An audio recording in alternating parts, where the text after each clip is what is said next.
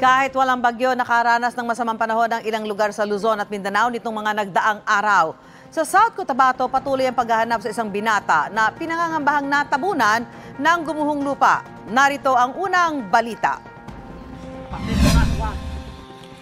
Nagdulot ng landslide ang malakas na pag-uulan sa barangay Tinagos sa Norala, South Cotabato.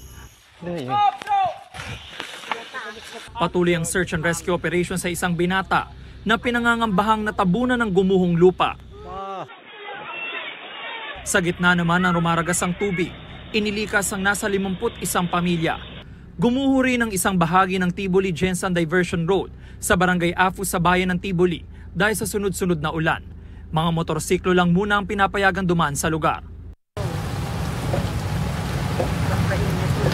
Binaha naman ang ilang lugar sa Lipa, Batangas dahil sa pag-ulan. Halos mag-zero visibility o walang makita sa daan, kaya usad pagong ang mga sasakyan. Stranded din ang ilang commuter. Patay ang isang motorcycle rider matapos bumangga sa tumatawid na aso sa Malilipot, Albay. Kinilala ang rider na si Roberto Sakayan. Patay rin ang asong nabangga. Ayon sa pulisya, mabilis umano ang takbo ng motorsiklo at hindi agad nakapagpreno kaya nabangga ang aso. Nais ng pamilya ni Sakayan na matukoy ang may-ari ng nabanggang aso para mahingan sila ng tulong. Ayon sa pulisya, wala pa ring umaako sa namatay na aso.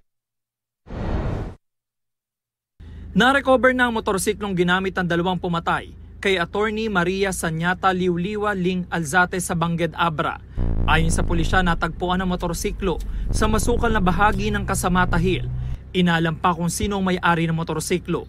Patuloy rin ang investigasyon sa motibo ng krimen. May 100,000 pesos na pabuya ang Abra Police para sa makapagtuturo sa mga salarin. Ito ang unang balita. James Agustin para sa GMA Integrated News.